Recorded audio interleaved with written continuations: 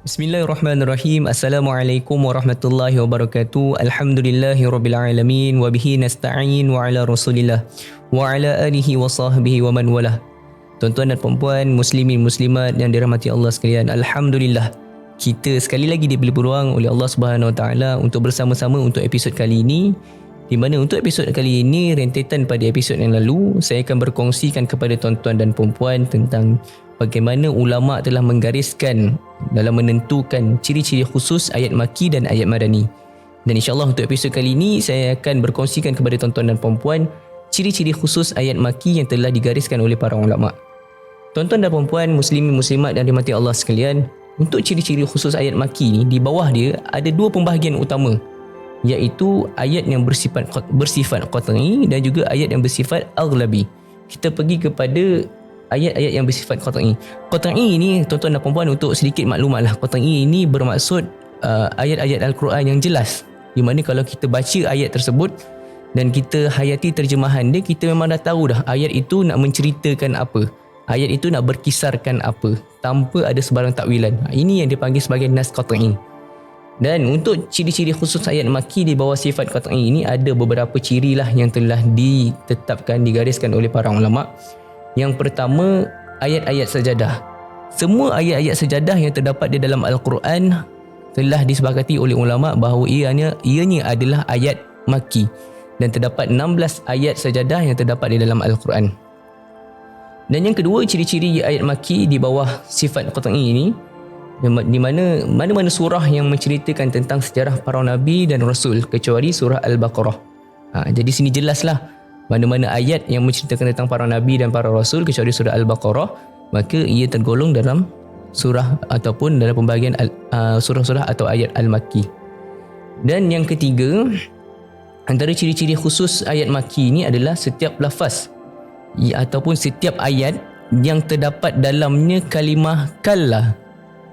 Setiap mana-mana ayat ataupun surah yang terdapat dalam ayat tersebut ada lafaz kalla, maka ianya dikira sebagai ayat maki.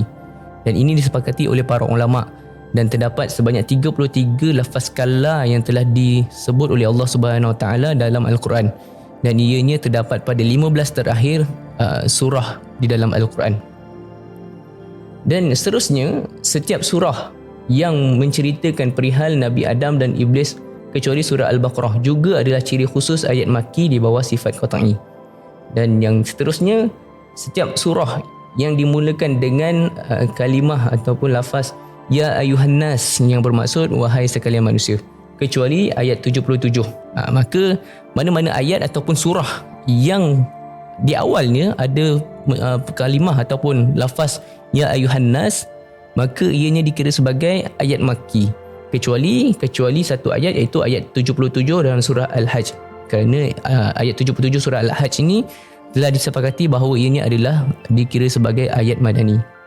Dan yang terakhir antara ciri-ciri khusus di bawah sifat qat'i ini ialah surah yang dimulakan, mana-mana surah yang dimulakan dengan huruf tahajji. Huruf tahajji ini, tuan-tuan dan puan-puan, adalah sebagai contoh alif lam mim, alif lam ra. Mana-mana surah yang bermula dengan huruf-huruf tahajji ini, maka ianya dikira sebagai surah-surah yang berada di bawah surah-surah makki. Baik, yang kedua, pembahagian yang kedua dalam menentukan ciri-ciri ayat makki itu, iaitu ayat-ayat yang bersifat aghlabi. Ayat yang bersifat aghlabi ini adalah ayat-ayat yang berkonsepkan bahasa dan tema. Sebagai contoh, yang pertama, mana-mana ayat Al-Quran yang menggesa atau berkisarkan kepada mentauhidkan Allah Subhanahu Wa Taala. Samalah dengan yang kedua dan juga yang ketiga. Yang kedua, ayat-ayat yang berkaitan dengan mengenal Allah, penyeruan beriman kepada Allah. Dan yang ketiga, ayat-ayat yang mencela perbuatan Arab Jahilah. Ketiga-tiga tema ayat ni ataupun ketiga-tiga ayat ataupun ketiga-tiga ciri ini adalah ayat-ayat yang awal diturunkan kepada Nabi SAW.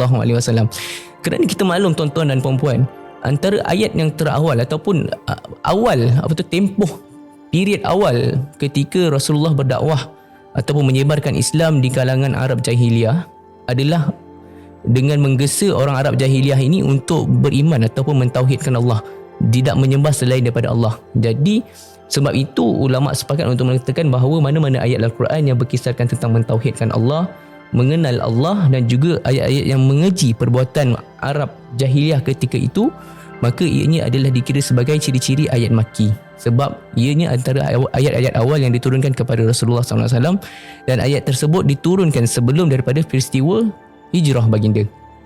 Dan yang keempat, ayat-ayat mana-mana ayat yang terdapat lafaz sumpah di dalam dia, maka itu adalah ciri-ciri ayat Makki. Dan yang terakhir, ayat-ayat yang berkisarkan dasar umum perundangan Islam, sebagai contoh ayat pensyariatan solat, maka ianya dikira sebagai ayat Makki. Kerana apa?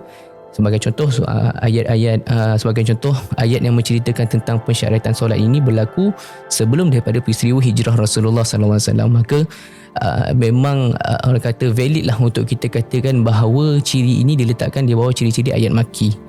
Jadi setakat itu sahaja perkongsian saya untuk episod kali ini tentang berkaitan ciri-ciri khusus yang telah ditetapkan oleh para ulama dalam menentukan apa itu ayat Makki.